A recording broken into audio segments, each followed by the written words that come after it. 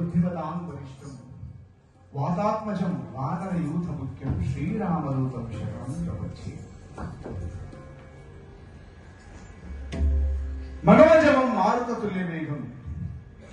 ಮಾರುತಿ ಎನ್ನುವಂತಹ ಒಂದು ಹೆಸರನ್ನು ಪಡೆದುಕೊಳ್ಬೇಕಂತಂದ್ರೆ ಮಾರುತ ತುಲ್ಯ ವೇಗ ಅಂತಹ ಒಂದು ವೇಗ, ವಾಯು ವೇಗವನ್ನು ಹೊಂದಿರತಕ್ಕಂತಹ ಹನುಮಂತ. ಜಿತೇಂದ್ರಿಯನು. 7 ಚಿರಂಜೀವಿಗಳಲ್ಲಿ ಹನುಮಂತನೂ ಒಬ್ಬ. ಅಶ್ವತ್ಥಾಮಾದಿ 7 ಚಿರಂಜೀವಿಗಳಲ್ಲಿ ಹನುಮಂತನೂ ಒಬ್ಬ.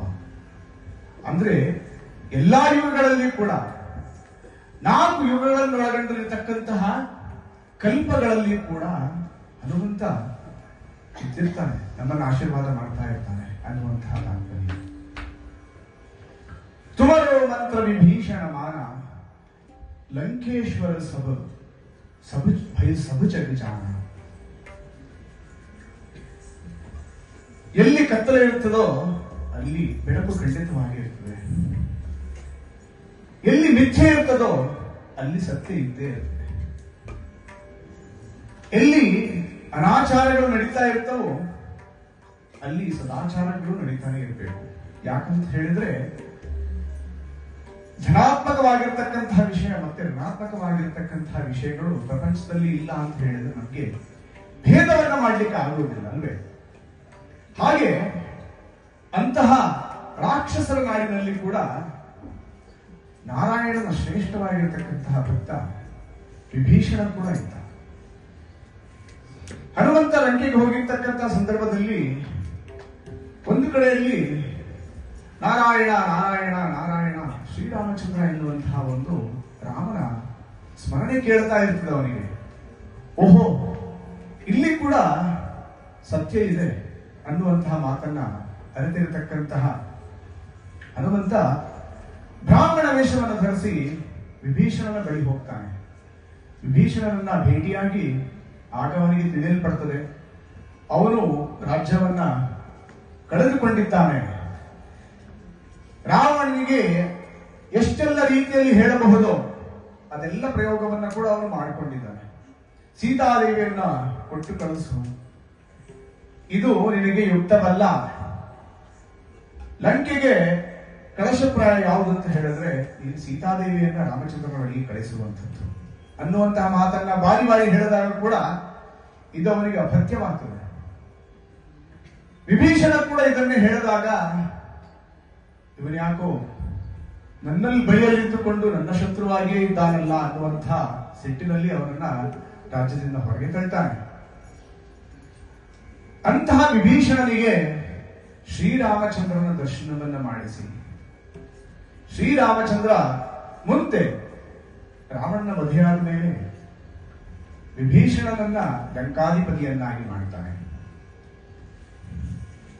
ಜನನಿ ಜನ್ಮಭೂಮಿಶ್ಚ ಸ್ವರ್ಗಾದಪಿ ಗರೀಯಸಿ ಅನ್ನುವಂತಹ ಮಾತು ಇಲ್ಲಿಂದಲೇ ಬಂದಿರುವಂಥದ್ದು. ಶ್ರೀರಾಮಚಂದ್ರ ಹೇಳ್ತಾನೆ, ನನಗೆ ಭರತ ಭೂಮಿ ಅಯೋಧ್ಯೆ ಬಿಟ್ಟರೆ ಬೇರೆ ಯಾವುದೂ ಬೇಡ. ಈ ಸ್ವರ್ಣಮಯ ಆಗಿರ್ತಕ್ಕಂತಹ ಲಂಕೆ ನನಗೆ ಬೇಡ. ನನಗೆ ಜನನಿ ಮತ್ತೆ ಜನ್ಮಭೂಮಿ ಮಾತ್ರ ಬೇಕು ಅನ್ನುವಂತಹ ಮಾತು. ಹಾಗೆ ವಿಭೀಷಣನಿಗೆ ಪಟ್ಟವನ್ನ ಕಟ್ಟುವುದರಲ್ಲಿ ಕೂಡ ಹನುಮಂತನ ಪಾತ್ರ ಬಹಳ ದೊಡ್ಡದು. ಲಂಕೇಶ್ವರನಂತೂ ನಿನ್ನನ್ನು ನೋಡಿ ಓಡ್ತಾನೆ ಅನ್ನುವಂತಹ ಮಾತು ಕೂಡ ಪ್ರಚಲಿತ ಇದೆ. ಯಾಕಂತ ಹೇಳಿದ್ರೆ ಹನುಮಂತನ ಶಕ್ತಿ ಏನಂತ ಹೇಳಿ ಇವನಿಗೆ ಗೊತ್ತಾಗ್ಬಿಟ್ಟಿದೆ. ಇವಾಗ ಯುಗ ಸಹಸ್ರ ಯೋಜನ ಪರಮಾಣು. ಇನ್ನೊಂದು ಪ್ರಹಸನದಲ್ಲಿ ಬಾಲ ಹನುಮಂತನ ಒಂದು ಕಲ್ಪನೆ ಹುಟ್ಟಿ ಕೇವಲ 6 ದಿವಸದಲ್ಲಿ ಮಾತೆ ಅಂಜಲಾದೇವಿಯು ಕಾಡಿನಲ್ಲಿ ಫಲವನ್ನ ತರುವುದಕ್ಕೆ ಹೋಗಿದ್ದಾಗ ಬಹಳ ಹಸಿವಿ. ಇಷ್ಟೊಂದು ಶಕ್ತಿ ಇದೆ ಅಂತ ಹೇಳಿ ಆದ್ರೆ ನಿಮ್ಮ ಮಕ್ಕಳಲ್ಲಿ ಕೂಡ ತುಂಬಾ ಶಕ್ತಿ ಇದೆ ಅಂತ ಹೇಳಿ ಆದ್ರೆ ಅದನ್ನ ಸರಿದಾರಿಗೆ ತರುವಂತಹ ಕಾರ್ಯ ತಂದೆ ತಾಯಿ ಮಾಡಬೇಕಾಗ್ತದೆ. ಈ ಹನುಮಂತ ಕೂಡ ಅದೇ ರೀತಿಯಲ್ಲಿ ಬಹಳ ತುಂಟನಾಗಿದ್ದಂತೆ. ಅವನ ತುಂಟತನವನ್ನ ತಡೆಯೋಕ್ಕಾಗದೆ ಊರಿನಲ್ಲಿರ್ತಕ್ಕಂತಹ ಎಲ್ಲ ಋಷಿಮುನಿಗಳು ಸೇರ್ಬಿಟ್ಟು ಏನ್ ಮಾಡೋದು, ಇದಕ್ಕೊಂದು ಉಪಾಯ ಮಾಡಬೇಕಲ್ಲ. ಅಪರಿಮಿತವಾಗಿರತಕ್ಕಂತಹ ಶಕ್ತಿ ಕೂಡ ಒಂದೊಂದು ಬಾರಿ ಉಳಿದವರಿಗೆ ಕಷ್ಟವನ್ನು ಕೊಡ್ತದೆ ಅಲ್ವೇ. ಆಗ ಋಷಿಮುನಿಗಳೆಲ್ಲ ಸೇರಿ ಹನುಮಂತನ ಈ ಅಪರಿಮಿತವಾದ ಶಕ್ತಿ ಅವರಿಗೆ ಯಾವಾಗ ಬೇಕು, ಇನ್ನೊಬ್ಬರು ಅದನ್ನು ಪ್ರಚೋದನೆ ಮಾಡೋದ್ರಿಂದ ಮಾತ್ರ ಗೊತ್ತಾಗ್ಲಿ ಅನ್ನುವಂತಹ ಒಂದು ವರರೂಪಿಯಾಗಿರತಕ್ಕಂತಹ ಶಾಪವನ್ನು ಕೊಟ್ಟರು. ಇದು ಶಾಪ ಅಂತ ನಾನು ಹೇಳೋದಿಲ್ಲ, ಇದು ವರವೇ ಕೂಡ. ಸಾಗರ ಉಲ್ಲಂಘನವನ್ನ ಮಾಡಬೇಕಾದಂತಹ ಸಂದರ್ಭದಲ್ಲಿ ಈ ಶಕ್ತಿಯ ಪ್ರಚೋದನೆಯನ್ನು ಮಾಡಿರತಕ್ಕಂಥದ್ದು ಜಾಂಬವಂತ. ಜಾಂಬವಂತ, ನೀಲ, ಅಂಗದ ಇವರೆಲ್ಲ ದಕ್ಷಿಣಾಭಿಮುಖವಾಗಿ ಸೀತಾನ್ವೇಷಣೆಗೆ ಹೊರಟಿದ್ದಾಗ ಇನ್ನು ಸಾಗರವನ್ನ ಉಲ್ಲಂಘನೆ ಮಾಡಬೇಕು, ಈ ಶಕ್ತಿ ಯಾರಿಗಿದೆ ಅನ್ನುವಂತಹ ಮಾತು ಬಂದಾಗ ಜಾಂಬವಂತ ಅವನ ನಿಜ ಶಕ್ತಿಯ ಪ್ರೇರೇಪಣೆಯನ್ನ ಮಾಡ್ತಾನೆ. ಆ ಒಂದು ಪ್ರಹಸನ ಹನುಮಂತನಿಗೆ ಆ ತನ್ನ ಶಕ್ತಿಯ ಅರಿವಾಗಿ ಲಂಕೆಗೆ ಹಾಕ್ತಾನೆ. ನಮ್ಗೆಲ್ಲರಿಗೂ ಗೊತ್ತಿದೆ,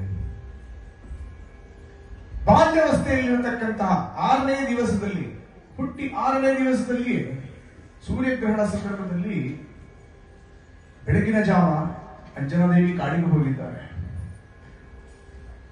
ಆ ಕೆಂಪಗಿರುವಂತಹ ಸೂರ್ಯನನ್ನು ನೋಡಿರ್ತಕ್ಕಂತಹ ಈ ಬಾಲಾಂಜನೇಯ ನನಗೆ ಬಹಳ ಹಸಿವಾಗ್ತಾ ಇದೆ, ಅದನ್ನೇ ತಿನ್ನಬೇಕು ಅನ್ನುವಂತಹ ಒಂದು ಉತ್ಕಟವಾಗಿರತಕ್ಕಂತಹ ಇಚ್ಛೆಯನ್ನ ಹೊಂದಿ ಚಂಡನ ಹಾಕ್ತಾನೆ. ಅಲ್ಲಿ ಆ ವೇಗದಲ್ಲಿ ಸೂರ್ಯನನ್ನ ತಲುಪ್ತಾನೆ.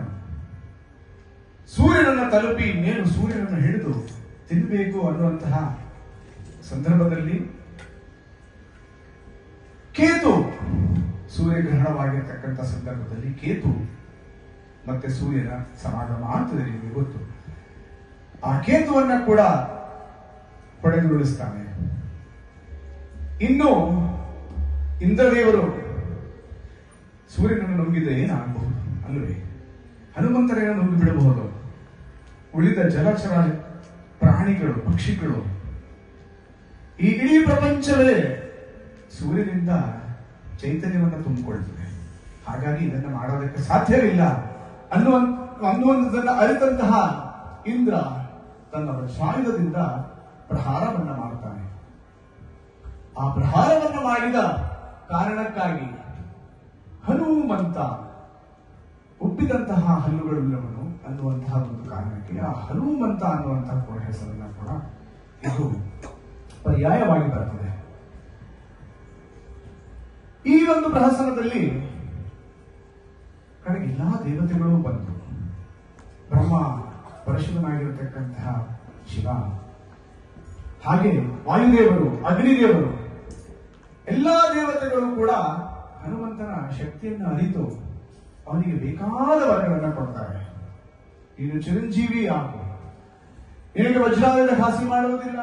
ಬ್ರಹ್ಮ ಹೇಳ್ತಾನೆ, ನನ್ನ ಬ್ರಹ್ಮಾಸ್ತ್ರವು ಕೂಡ ನೀನು ಏನು ಘಾಸಿ ಮಾಡೋದಕ್ಕೆ ಸಾಧ್ಯವಾಗುವುದಿಲ್ಲ. ವಾಯುದೇವರು, ಅಗ್ನಿದೇವರು ಅವರ ಆ ಶಕ್ತಿಯ ಅಂಶಗಳನ್ನ ಹನುಮಂತನಿಗೆ ಕೊಡ್ತಾರೆ. ಈ ಪ್ರಹಸನದಲ್ಲಿ ಹನುಮಂತನಿಗೆ ಅನೇಕ ವರಗಳು ಸಿಗ್ತವೆ. ಈ ಎಲ್ಲಾ ವರಗಳು ಮುಂದೆ ಬಹಳ ರಾಮನ ಕಾರ್ಯದಲ್ಲಿ ಉಪಯೋಗ ಬರ್ತವೆ ಅನ್ನುವಂತಹ ಒಂದು ಕಾರಣಕ್ಕೋಸ್ಕರ. ಇನ್ನು ಮುಂದಕ್ಕೆ ಹನುಮಾನ್ ಚಾಲೀಸದಲ್ಲಿ, ಹನುಮಾನ್ ಚಾಲೀಸವನ್ನು ಪಠಿಸಿದ್ರೆ ಏನಾಗ್ತದೆ? ರಾಮನ ರಾಜ್ಯವನ್ನು ನಾವೆಲ್ಲ ಹೊಂದಬೇಕು. ಹನುಮಾನ್ ಚಾಲೀಸವನ್ನು ಪಠಿಸುವುದರ ಮುಖಾಂತರ ಏನಾಗ್ತದೆ ಅನ್ನುವಂತಹ ಮಾತನ್ನು ಹೇಳುವುದಕ್ಕೆ ಮುಂಚೆ ರಾಮನ ಬಗ್ಗೆ ಹೇಳಲೇಬೇಕಾಗ್ತದೆ. ಹನುಮಂತ ಅನ್ನುವಂತಹ ಈ ಮಹಾನ್ ಶಕ್ತಿ, ಈ ಮಹಾನ್ ವ್ಯಕ್ತಿ ರಾಮನ ಈ ಸಾಮ್ರಾಜ್ಯದ ಬಾಗಿಲನ್ನ ಕಾಯ್ತಾ ಇರ್ತಾನೆ. ನಮಗೆ ರಾಮನನ್ನ ಪಡಿಬೇಕು ಅನ್ನುವಂತಹ ಇಚ್ಛೆ ಇದ್ರೆ ಅಲ್ಲಿ ಕಾವಲು ಕಾಯುವಂತಹ ಕೆಲಸವನ್ನ ಹನುಮಂತ ಮಾಡ್ತಾ ಇರ್ತಾನೆ. ನಮಗೆ ರಾಮನ ಸಾನ್ನಿಧ್ಯಕ್ಕೆ ಹೋಗ್ಬೇಕು ಅಂತ ಆದ್ರೆ ಹನುಮಂತನ ಆಶೀರ್ವಾದ ಬೇಕು. ಈ ಹನುಮಂತರ ರಾಮಸ್ವಾಮಿ